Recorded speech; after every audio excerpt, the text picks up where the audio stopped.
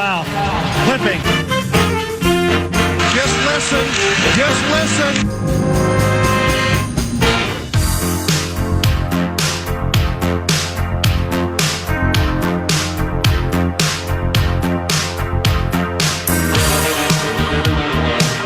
Jamal Murray back on the floor, up top, and strips him of the basketball. And with a breakaway, he'll rise up and jam it for two.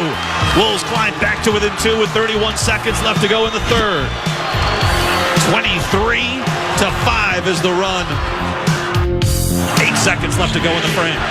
Denver does have a foul to give. Aiden dancing on the perimeter, left side. He'll pull up for the three and drain it with 0.7 of a second left to play in the third quarter. Three-quarter court shot at the buzzer is no good by Jokic, and the Timberwolves storm toward their bench. They are fired up and ready for what should be a fantastic fourth quarter. Timberwolves have possession. There's only 5 to shoot. They get it into Rudy along the baseline. He's got a tough ball away. It's up. Oh, it drops in. It could be your night.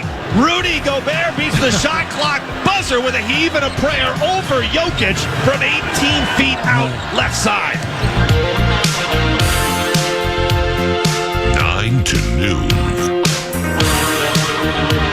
Here's Ant off the inbound. Christian Brown watching him. So is Jokic. Now Jokic backs away. Rudy sets the high screen. Ant zips it left side. Conley comes down with a tough catch.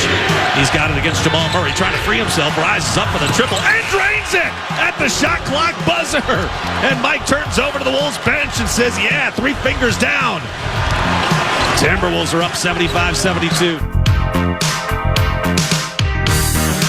Faking on the double. Now to McDaniels. To Naz Reid left side. Back to Jaden. 6 to shoot.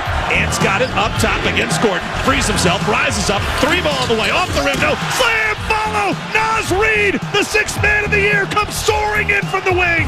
And he puts the Wolves up 89-82. Naz with a monster fourth quarter.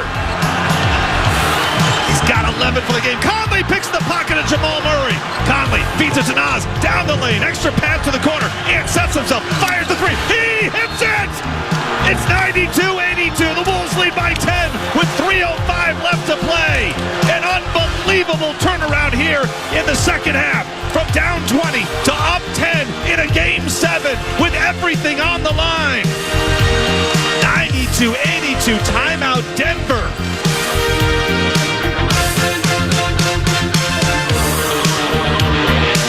Nuggets won't foul here with 7 on the shot clock. Conley left angle. Drives on Michael Porter Jr. Runs it up. No. Slam follow. Karl Anthony Towns. He soared in from the wing. He puts the Wolves up 7 with 39 seconds left.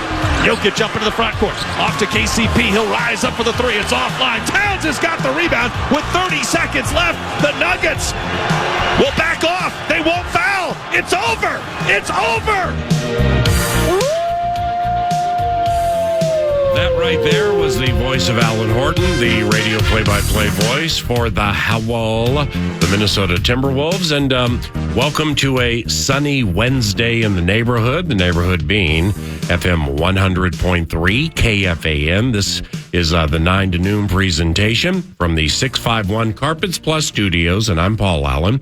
Nordo produces, and we are eagerly awaiting Alan to join the 9 to noon show in studio. That should happen very soon to discuss Game 1 of the Western Conference Finals, 7:30 tonight for the tip-tap against the vaunted Dallas Mavericks with Luka Doncic and Kyrie Irving. And thanks to TimberTech and TimberTech.com, part of the What's on Deck 9 to noon today. I mean, we knew this. What's going on, Vox?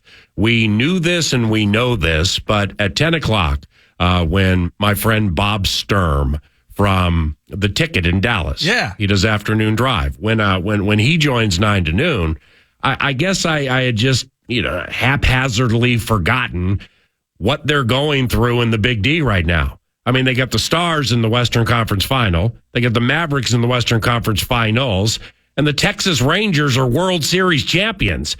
I mean, thank heavens for the rest of the sporting community. They still have the counterfeit Cowboys, But it's just an absolute embarrassment of riches down there right now, isn't it? All they do is win down there in the Big D, apparently. Now, the football team, which is supposed to win every aspect of that sports conversation in the Dallas-Fort Worth area, they haven't done much in the last 30 years. But Dallas Stars, Norm Green still sucks. We hate Sagan and Ben, all of that. And Ottinger, we still kind of love him because he's got Lakeville cred. So we get through the hockey side of it. Burnsville, or you'll get a million. Covenant cleanup provided by nobody. Ottinger, Burnsville, not Lakeville. No 64686, please. My mistake. But in the end, it's about Luka, and it's Kyrie, and it's Ant, and it's Cat. It's Oh My, and it starts tonight. And we can't help with the hockey. We can't help with the baseball side of things. But we can put a stop to those winning ways in Dallas with handling this series as it kicks off tonight. Fox. Alan Horton, thanks for helping 9 to noon. What's up, my brother? What I got from your last statement is that this is not going to hurt as badly for Dallas fans because they've got their hockey and they've got their baseball. They're going to be fine when the Wolves, what do you want to call it? You want to say a sweep? You want to say 5 games? Gentlemen's sweep? Who knows? But the box is firing early. That's right. Game 1 tonight. Let's do this. Off that, you get money lines, right? Like in betting, like point spreads, money lines. I don't actually get a full grasp of it. Okay. I've not ever spent any time on it. And let me. You said, what do you got? A sweep, win it in 7 or whatever. FanDuel has odds. It's for the correct series finale for like the Timberwolves winning in X amount of games. So the Timberwolves winning the series 4-3 is what's known as plus 400. Which means it's 4-1. So Allen puts up his 100. Wolves win in 7. Allen scoops 500. He gets the 400. Assumedly, you're with me on that. The Timberwolves winning in 5, which would be 4 games to 1. Well, that's lower. That's plus 360, which means it's taking more money than a 7-game series win. If the Timberwolves win in 6, 4-2, that's 5-1 plus 500. So think about that for a second, suggesting it is more probable the Minnesota Timberwolves win in 5 games than in 6, and notably more likely given those odds. It boggles the mind a bit that the cash, the significant amount of cash, they're known as whales, they're known as sharps, they're known as the big bettors, those who play things like this. The majority of the money has come in on the Minnesota Timberwolves winning the series in 5 games.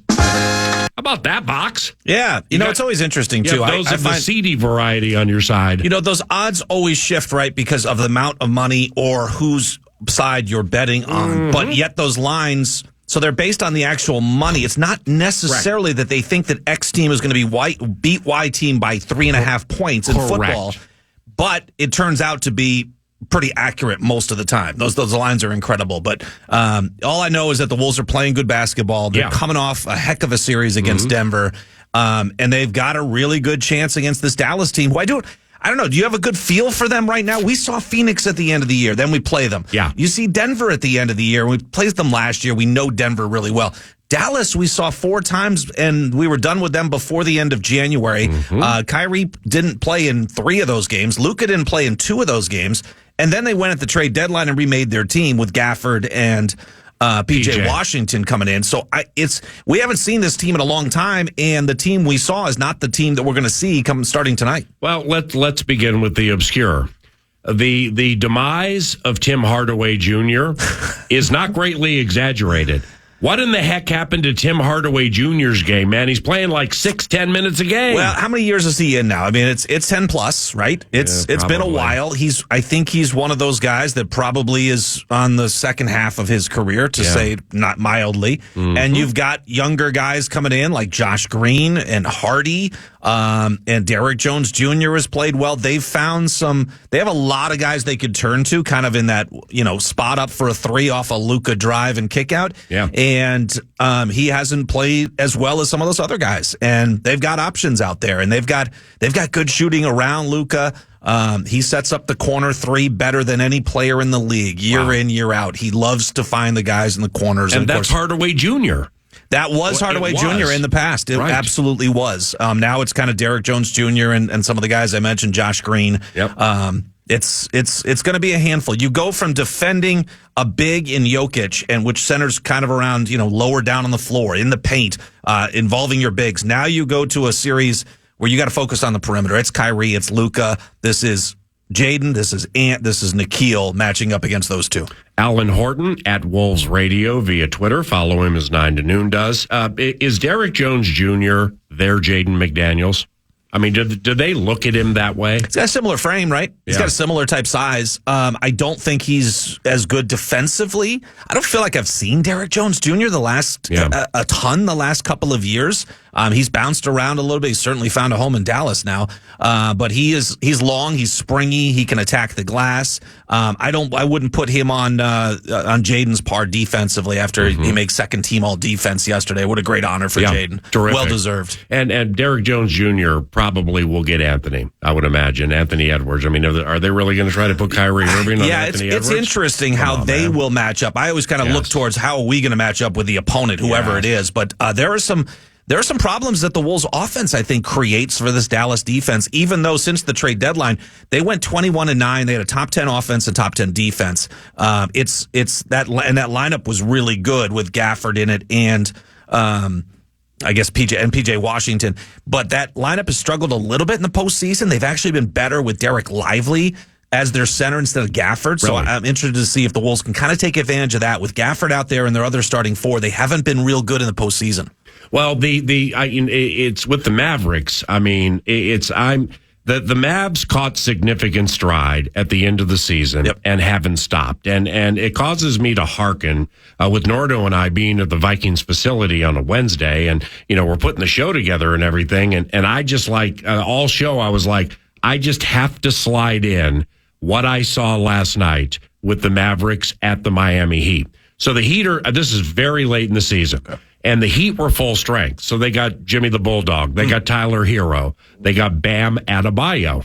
And I watched the second half of the game. And it not only did they kill a Heat team supposedly ascending for the postseason like they did last year, but Luka and Kyrie clearly were loving each other and playing agenda-free basketball. And why I had to slide it in was I couldn't believe what I saw, man. Kyrie went down hard. Play stops. There's a foul. Luka runs 40 feet, to help him up and dust him off. And I'm like, that's a problem. I mean, they're playing incredibly well. They're agenda-free, really, for the first X amount of weeks since they've been together. And now they're loving each other. So what took place at the end of the year, then they get killed by the Clippers, but they win. Then I think they lost game 1 in the OKC. Then they win the series.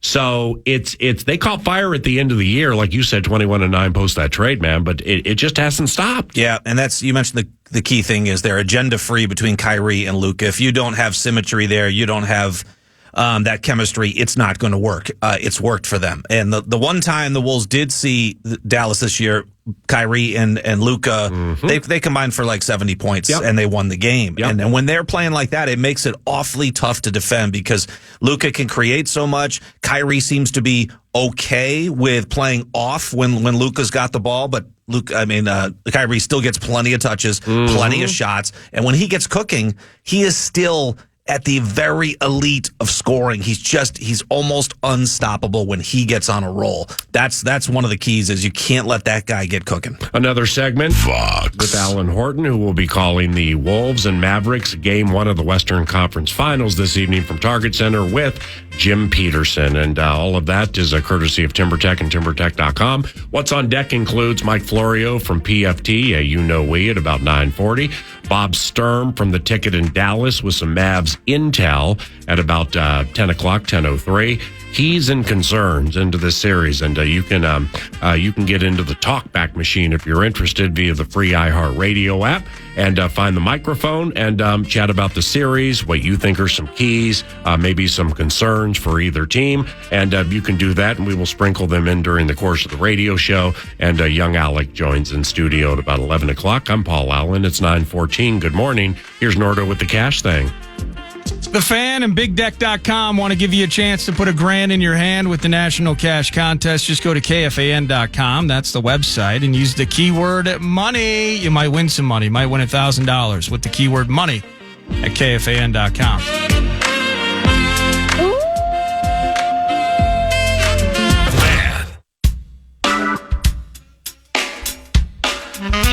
is Rick from Duluth. I'm excited for Dallas tonight. And yes, they've got some studs in Kyrie and Luka, but we just slayed the Joker like Batman. I mean Ant-Man with Catman and the Frenchman and the Sixth Man. Let's go. Wolves in 6, baby. Hey fellas, Frank and Austin here. I really think one of the keys to this series is going to be how closely the refs are going to be calling the Luka, overselling of fouls. He's a real foul merchant out there, obviously playing into the flow of the game. I think he could get Cat into significant foul trouble if Cat is not careful.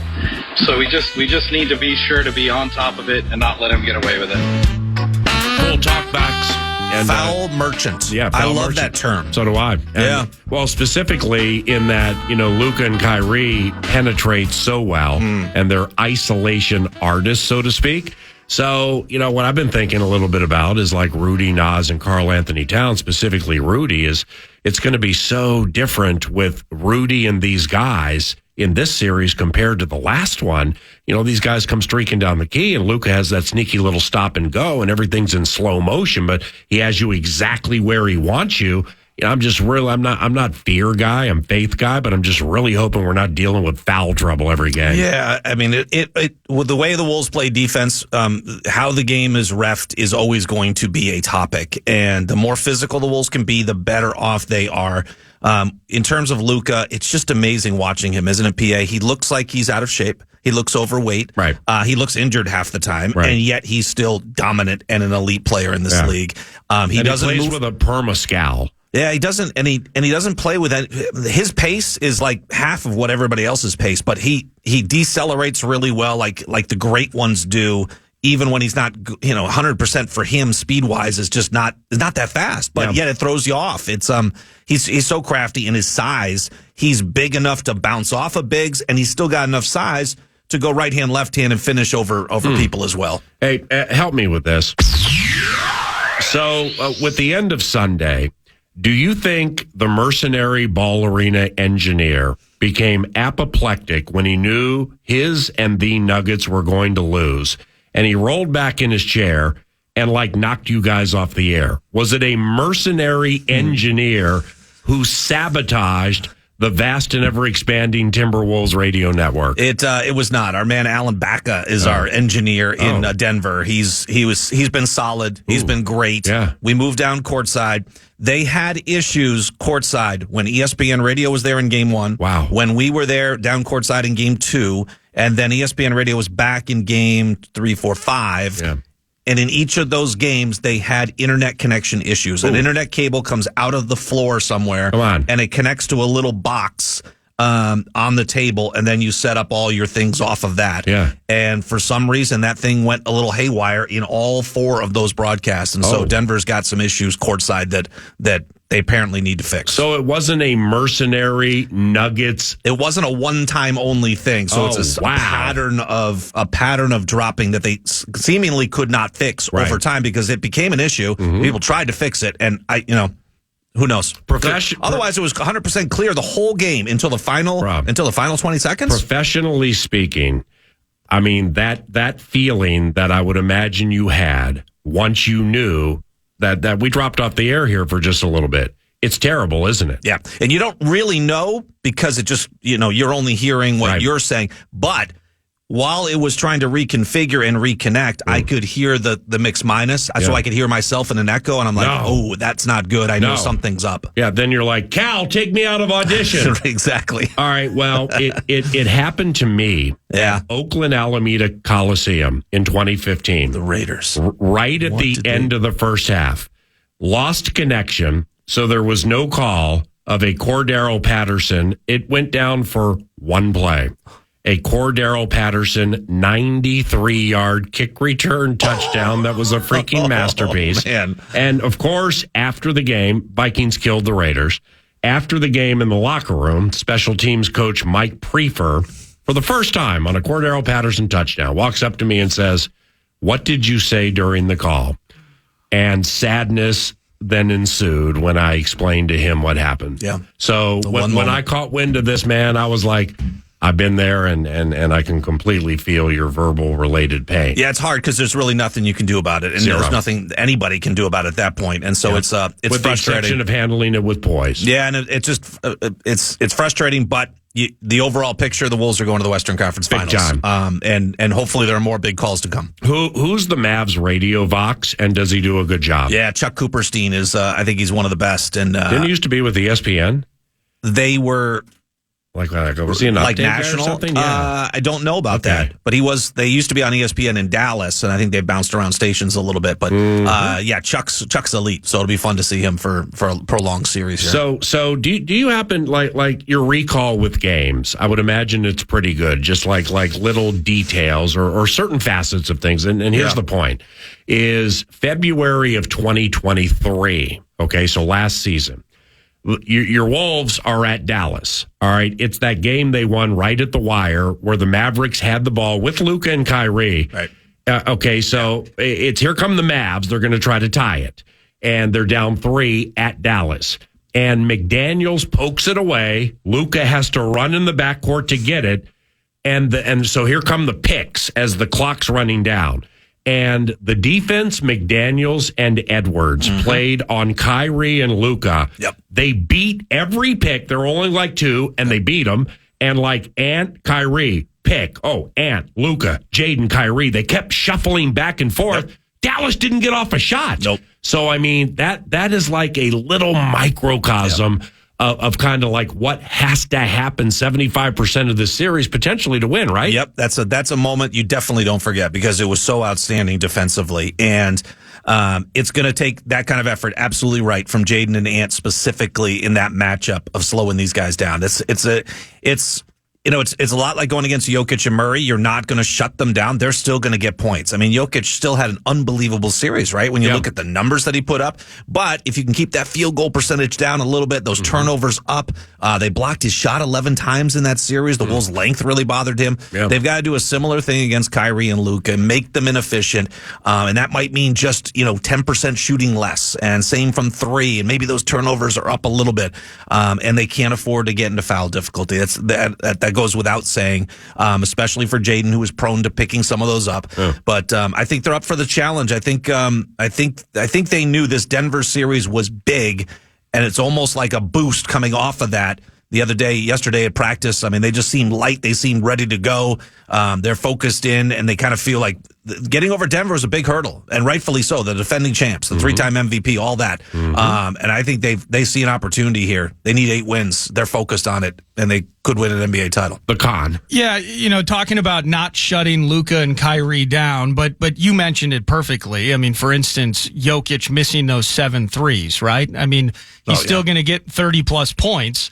But how daggering was it that he was forced into taking so many of them and missing them? Yeah, he took 10. I mean, that's the most he's had in a game in the entire season, regular season or postseason. Wow. And when we did that to him twice, by the way. It was 2 of 9 earlier in the series. And then the last one was 10 games. Yeah. No, and when you're doing that, that's a win for the defense. If he's taking a 3, the percentages say you're better off with that than him doing damage elsewhere on the floor or setting up somebody else to do damage on a wide open 3. So with this squad ahead of us here, though, not shutting them down, how do we look at it? Have you played the game of matching up our role players versus theirs? And you guys were talking about Derek Jones Jr., and in some ways, this team, we didn't see him like this incarnation or iteration of this group because of the P.J. Washington acquisition. We didn't see him during the regular season like this. But in the end, have you played the game at all, Alan, of... Okay, well, I know that they got, Josh Green, Jaden Hardy off the bench. Derek Lively. And Hardaway Jr. has just been an albatross at times this year, just inability to find his shot, but then he'll bounce for 30 out of nowhere on a random Tuesday. But then playing that game of, okay, this is where Nikhil sits. This is what we need out of him. Still need those 2 or 3 triples a night. Nas and how he matches up with such a much larger front court and the style of how Dallas plays. Have you done that game, that mix and match, ours versus theirs at all as we enter tonight's game? Not so far down onto the roster. I think you focus in on the heavy hitters, and you kind of, if you start to try to plan too much for their bench, now you're deeper into the game, and then all of a sudden someone gets in foul difficulty or maybe one of the Dallas guys gets in foul difficulty. That changes their equation and rotation. And now your kind of plan is messed up. I think you focus in on the 2-3 things you want to hit on, and let your bench kind of do the rest when they come in and not worry about so much about matchups at that point.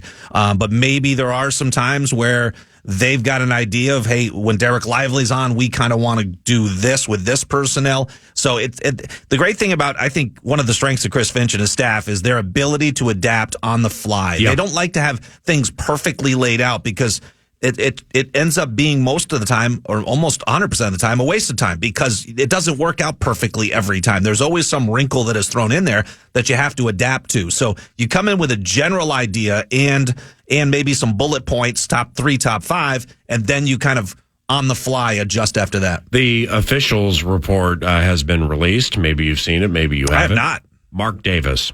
Mark Davis is back. This is the 4th time in the postseason for the Wolves. Well, I know they're 2-1. 2-1. Okay. We had him in. We got him twice in this Nuggets series. Yeah, twice in the Nuggets series. 2-6. Yeah. So it's Mark Davis and his crew. Is it fair to say the Timberwolves caught breaks the last 2 series with Grayson Allen getting hurt and Michael Porter Jr. playing through just an awful ordeal with all 3 of his brothers? I would say Michael Porter Jr. no, because he played great in the LA Lakers series, and I don't know if anything changed in the last couple of weeks. Did he really? Yeah, so he played really well. He averaged over 20 points. He shot almost 50% from 3. He was a big reason why they got past the Lakers in 5 games. Yep, that's good. And they really locked him down the final 4 games. I was looking at those numbers. First 3 games, he averaged about 18 points. He was shooting over 40%, and then silence the last 4 games. You obviously catch a break when Grayson Allen can't play. I don't know that he swings the series, though. Right. Yeah. As hot as he was into it, I ain't going to say he's going to swing it, but it definitely was catching. They missed him. They missed his 3-point shooting, no doubt. You know, this may be dumb. And when Sports Sturm, Bob Sturm from the Ticket in Dallas, who follows this very closely, joins, I'm going to ask him the same thing. Maxi Kleber is important to what the Dallas Mavericks do. Now, he's a role player. He's been out since the Clippers series, but he's a big who hits threes. He knows how to play with Luka and Kyrie, and he's selfless. So it's like every detail, every little piece of minutia matters this time of the year. And I think them not having Maxi Kleber, they may get him back somewhere later in the series, but not having Maxi Kleber just pulls another body from a bench that already is not very good. And he's big, too. He's got good size. So he can match up against some of the Wolves' bigs, against Cat, against Nas. That's definitely a loss for them. And it does create the next question of then who does match up against Towns? Who does match up against Nas? And we'll see how this all plays out. But I think it's, I don't know how Kleber was not as big a factor this year. I think even when he was healthy, I don't feel like he was in the rotation a lot. Again, it's a team we haven't seen a whole lot this year, or at least the last couple of months. So, but I always liked his, it's exactly what Dallas and Rick Carlisle then, and then now Jason Kidd want, like you want a big, almost 7-footer stroking threes at a 40% clip. That's a really nice luxury to have. Any chance you watch any Ali Frazier or Tyson Spinks before this series? I don't know if I'll have time to squeeze that in before I go on the air tonight. Should I just look at some highlights, you think, just to get kind of a little pumped up? Why I bring it up is PJ Washington will try to agitate, and he's an agitator, and there were multiple times in the OKC series and the Clippers series, specifically him and Russell Westbrook, where they almost fought 5 times. So PJ, PJ's game is resurgent from his L days with Charlotte, and he's hitting big threes and stuff like that. It has come back to the pack a little bit near the end of the OKC series, but watch for that tonight. PJ with those sneaky little elbows. The game's I predict the game stops at least once every game because of him trying to get somebody. Just think Bradley Beal and Anthony Edwards. Final regular season game, first quarter, when Beal tried to suck Ant into an ejection. PJ does that the entire game. Yep. Well, we'll see. We'll see if he's able to get under the skin. I know Luka is going to be the forefront of every whistle and everything, and the crowd's going to get into it. What a great moment it's going to be tonight. I mean, for the fans especially to open this series at home, which didn't happen in the Denver series, and I just think starting this series at home with a packed house, another whiteout.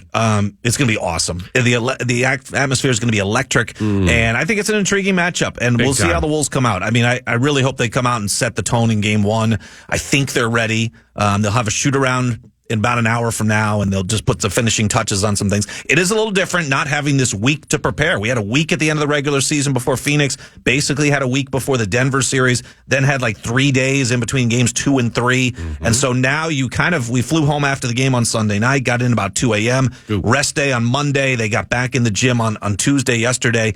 And so it's a little more condensed, but I think from here on out, it's every other day. There will be no breaks until you get done with this series, and I think the NBA Finals would start on a set date, so there might be a little bit of a gap then, but still a long ways to go to get there. Have fun, my brother. And thank you, sir. We will be listening. Thank you, Alan. Thanks, B.A. Alan Horton. Fox. Radio play-by-play for the Timberwolves on KFAN this evening, 7:30, Game 1. Western Conference Finals, Mavericks and T-Wolves. To football with Florio. Next.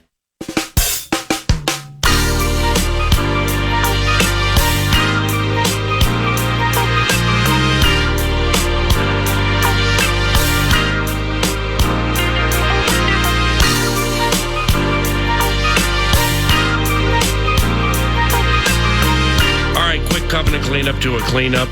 Jake Ottinger, take it away, Nordo.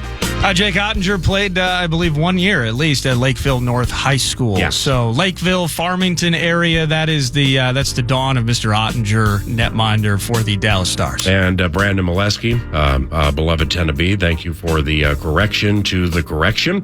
And now we move to football from basketball. Joining us is Mike Florio, ProFootballTalk.com, also an author of several books. You can learn more at PFT, ProFootballTalk.com. And Michael, Timberwolves, Western Conference Final Game 1 tonight. Are you and young Alexander, perchance, watching it together? And good morning.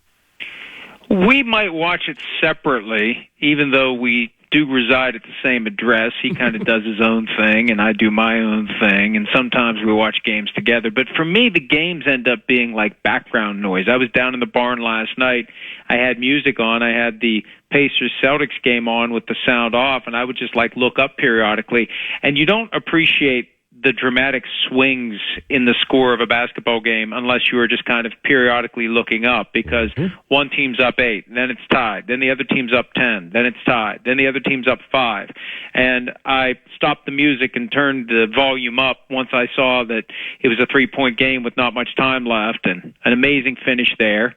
Celtics winning game 1, obviously, and I will probably do the same tonight for the Timberwolves. And who are they playing? Dallas Mavericks, Mr. Florio. Dallas Mavericks. Oh, a Dallas-Minnesota playoff match. What could go wrong? Who will get thrown to the ground at a key moment and a penalty not be called? Or a foul, as the case may be. Yeah, come on, man. That's it's going to be a lot of fun, but we certainly can hearken to what you're talking about. Keep Drew Pearson out of the building. Right. You'll like McCarthy's arm when they eventually use him. It's the rookies and veterans are together for organized team activities now. JJ McCarthy, what do you think of the kid, and what do you think of JJ? Well, what I think is nobody knows what he's going to be, just like any of the other rookie quarterbacks, until they get a chance to play. And there aren't many opportunities in the grand scheme of things to show that you can do it. Your chances disappear fairly quickly, and you either check pass or you check fail. Look at 2021, 5 quarterbacks taken in the top 15 picks. One of them is still with his original team. The other 4 were traded for day 3 draft picks. So we'll see. I like his throwing motion. It's not ultra compact, but it's not elongated. He throws a ball that looks really nice when you watch him on film. Chris Sims believes he'll be able to execute the crossing routes and the various throws that are part of the Kevin O'Connell offense. And O'Connell continues to be the most overlooked commodity in all of this, because he'll get the kid ready. He'll figure out what he does well, and he'll design plays and call them at the right time for those plays to work. And that will create the impression that the player is better than he is, because he's got a structure in place to get the most out of him. So I'm optimistic. I'd be more optimistic if the other JJ were in town with a new contract. That I feel like they're playing with fire on this, and it's eventually going to blow up in their faces if they don't just bite the bullet and pay the guy pay the guy. It's going to keep getting more expensive if they wait, and they keep waiting, and they keep waiting, and it feels like they're playing games. They tell you they want to keep him. Well, at some point, you have to just cut the check, or not, but quit acting like you're going to keep him and then not get the deal done. It creates a lot of unnecessary angst for the fan base, and it cuts against. It sends this message that they don't know what they're doing. Left hand and right hand don't know what they're doing because we want him. Well, you better pay him. That's the way you keep him. Do you think, or do you have intel, background, or whatever you want to call it, do you think the metaphorical card in the back pockets of the organization would be obvious? Like, okay, if you don't sign this, well, then you get this, and then you're going to get the franchise tag the next season. And if you really have the stomach to sit out a season, then I guess it's going to be on. What's the point of that? Right. What kind of message does that send to the fan base, the customers who pay their money and devote their time to the team? What message does that send to play hardball with a great player? When you have a superstar player, you have to handle him accordingly. And you think about the great receivers the Vikings have had this century. Randy Moss, Percy Harvin, Stephon Diggs. All three, to some degree or another, and I say this as a card-carrying pain in the ass, all three, to some degree or another, were a pain in the ass. Justin Jefferson is the antithesis of that. Right. He does everything that's expected. He checks every box. He is dominant. You throw the ball his way, and he catches it. And this notion that they might be inclined to play games with him and say, well, you take this, or here's what it's going to be. You're going to make $19 million this year. You're going to get franchise tag next year. We'll tag you again. That cuts against the idea of sending strong, positive messages. And the Vikings haven't played that game under the Wilfs. They reward their own. Now, this is the best player they've had in their tenure as owners of the team, because I think Moss was traded just before they bought the team. That was a Red McCombs transaction. But I just think that it's dangerous.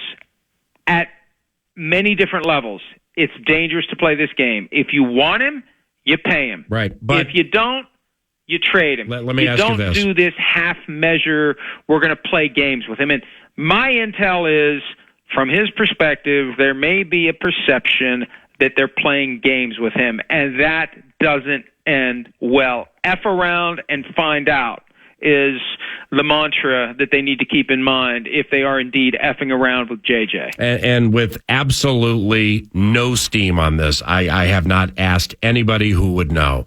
My question for you would be, like, when it comes to pay the man, when you're running a business, well, there has to be a cut. There has to be a line of delineation where you feel it's fair for you and fair for the individual. So what if the player, Justin in this case, and his representation, what if what they're requesting is far above that line of delineation? What do you do?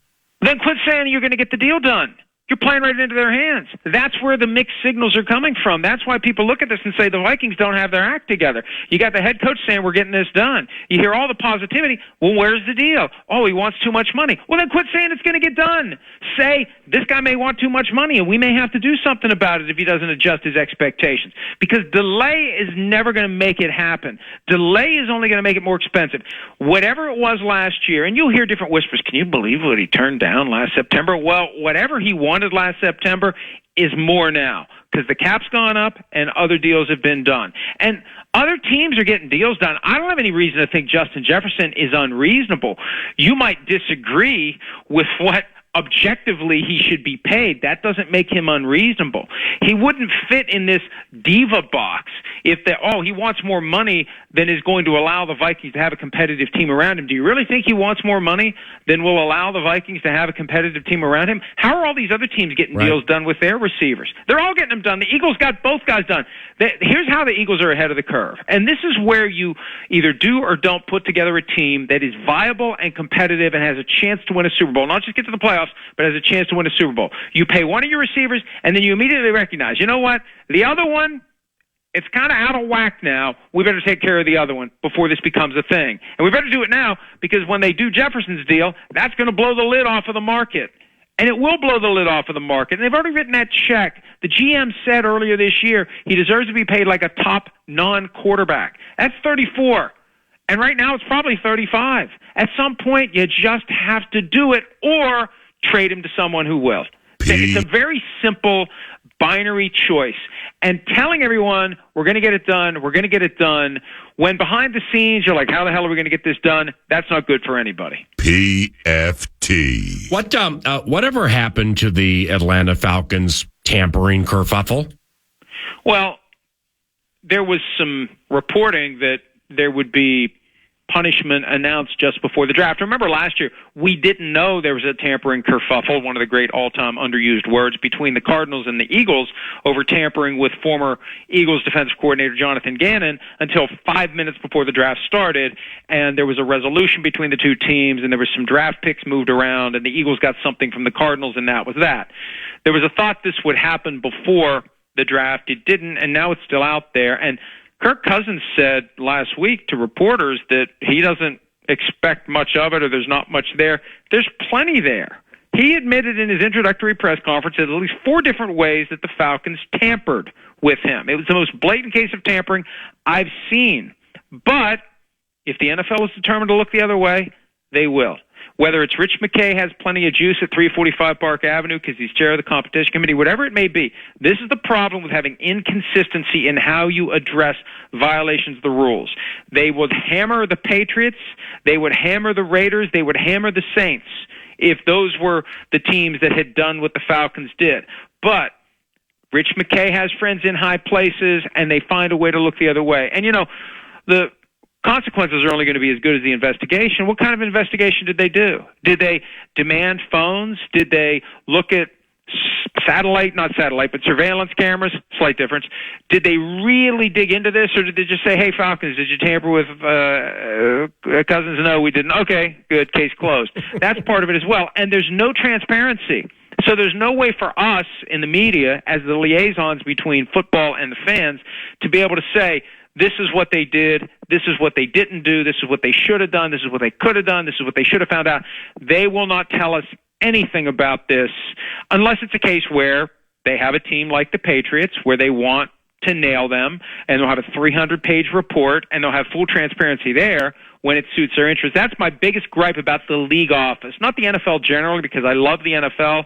The league office is horribly inconsistent and not transparent in how they do things, and it makes people very suspicious about what the motives and the agendas might be. How about Mike Florio, ProFootballTalk.com? That Bears schedule. I mean, it's starting at home against Tennessee through like the first 9 or 10 games, man. I mean, the Bears might start 9-0 or 8-1. They're at Houston week 2. That's tough. They'll be underdogs. At Indy ain't easy either. But then outside of that, man, you got like Washington, Jacksonville at home. You got New England at home. The first part of the schedule for the Bears could get them off to a fast start. Do you agree?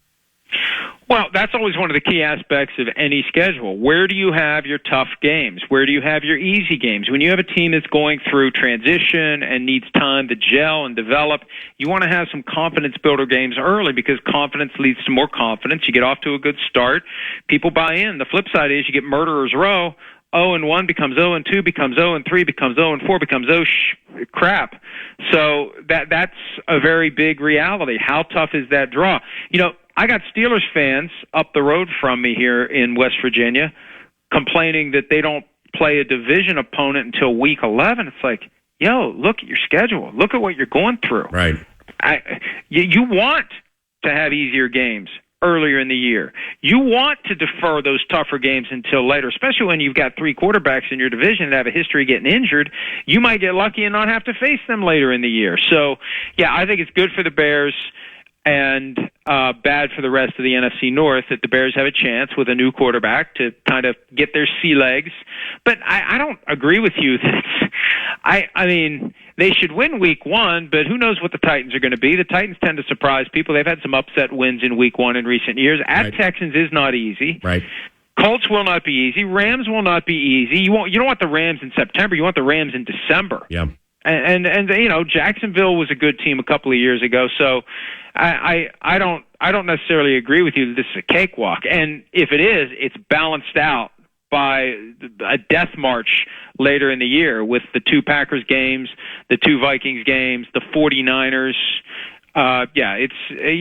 the NFC North is going to be a tough division. And I think the one thing that we overlook, because we can't really accurately predict it, injuries will determine who ends up thriving or not. If you stay healthy, you got a much better chance of winning that division. So lastly, is Good Morning Football just done, like with NFL Network? I mean, we talked about total access, okay, and then you went down the road of potentially partnering with ESPN and what could come out of that for NFL Network and the NFL in particular. But so is Good Morning Football just dead?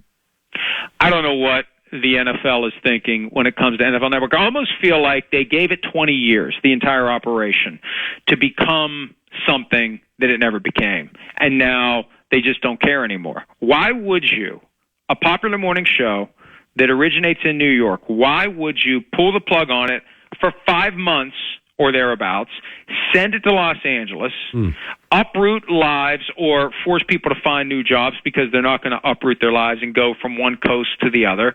It's just a hell of a way to run a business, and it suggests to me that right now the NFL realizes, you know where the NFL's moneymaker is? The NFL's moneymaker is TV rights.